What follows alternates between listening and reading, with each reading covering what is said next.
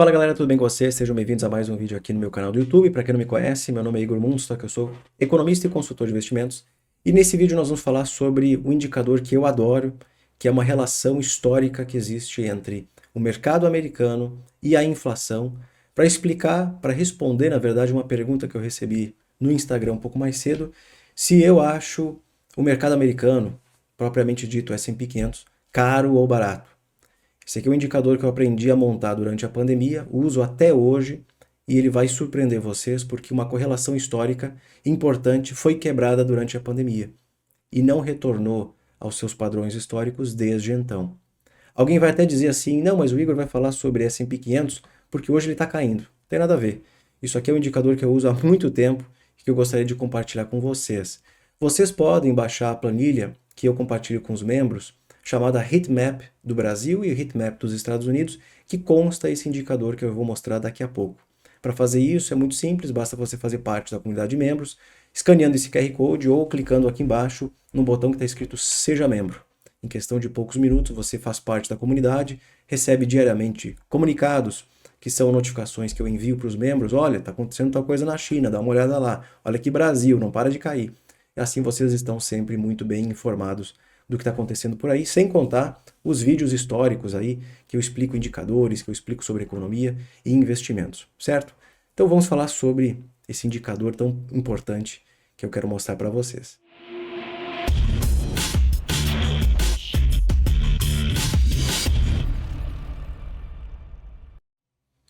Na semana passada eu fiz uma apresentação, uma palestra presencial numa universidade e eu tinha o intuito de falar sobre economia e investimentos. Eu fui convidado para falar sobre investimentos, mas eu acho muito importante no momento que a gente vive hoje que para poder falar em investimentos eu preciso explicar o que aconteceu desde a pandemia com as economias.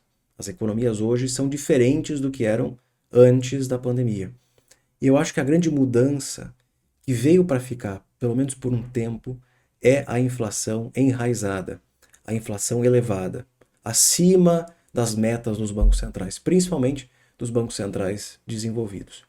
Isso pode parecer bobagem, tudo bem, a inflação vai ficar um pouco mais alta do que era no passado, mas e daí? Mas isso possui implicações fortes nos mercados e é isso que tem afetado mercados desde 2022, quando os bancos centrais começaram a subir a taxa de juros. E eu gosto muito de usar esse indicador aqui, que eu aprendi a montar durante a pandemia e que relaciona dois indicadores, um econômico e outro de mercado.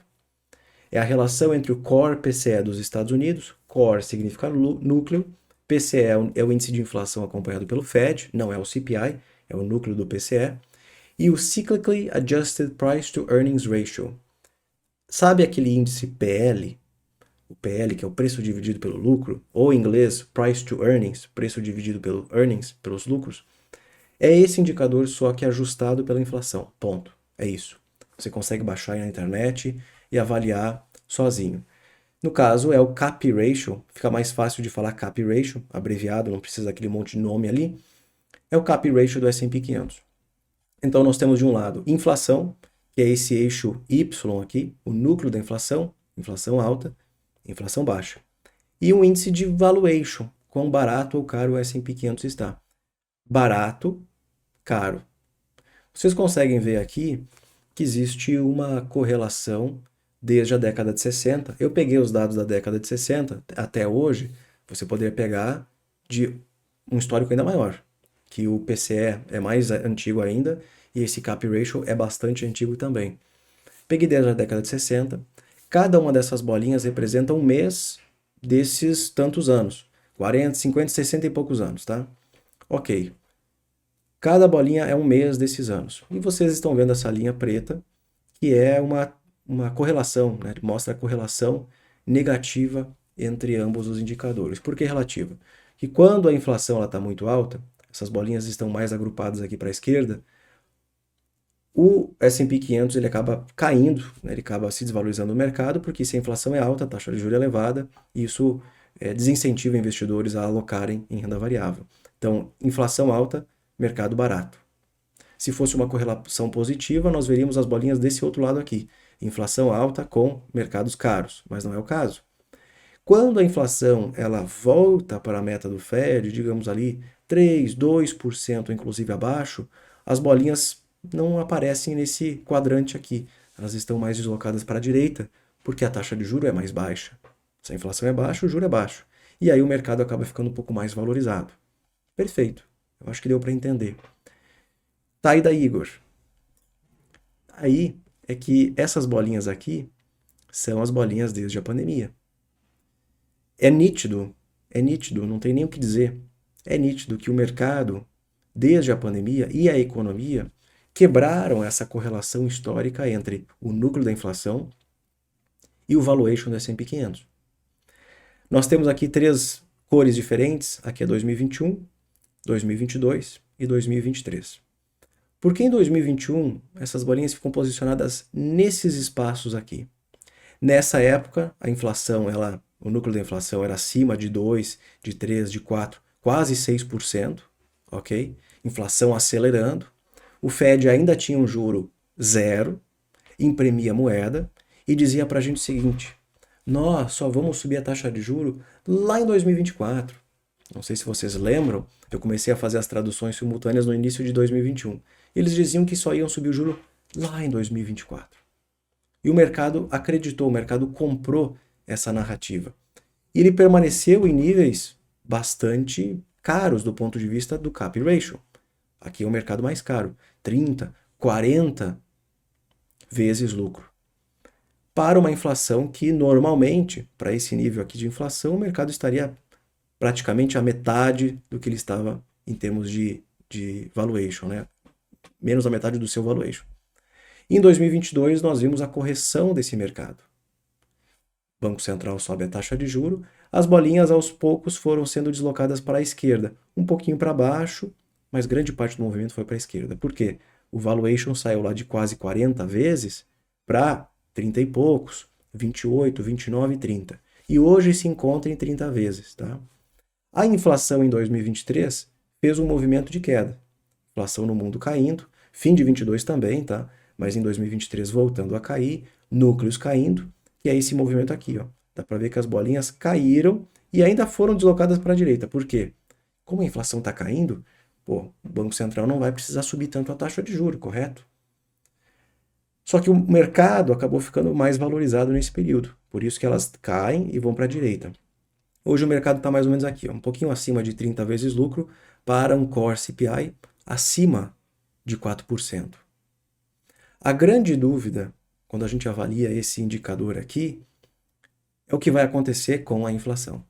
Por isso que acompanhar inflação hoje é muito importante. Porque se a inflação permanecer enraizada, e esse é um conceito que tem sido mais usado com frequência lá fora, uma inflação enraizada é aquela que dificulta o seu combate. É aquela que mesmo com o Banco Central subindo a taxa de juros, ela não cai.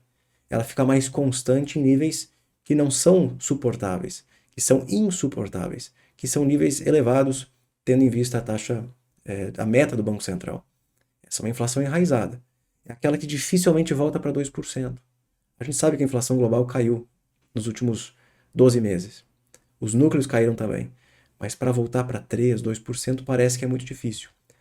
Se a inflação mostra sinais de enraizamento, o Banco Central precisa manter o juro alto por muito tempo. Eventualmente, o mercado vai perceber que esse juro vai desacelerar a economia e os investidores vão migrando da renda variável para a renda fixa. Um movimento que aconteceu no Brasil com muita tranquilidade em 2021. Estou brincando, o mercado caiu bastante aqui. Se essa inflação voltar rapidamente para 2, o mercado não tem que se preocupar, porque para uma inflação de 2 é justificável um valuation de 30, 35, 40 vezes lucro.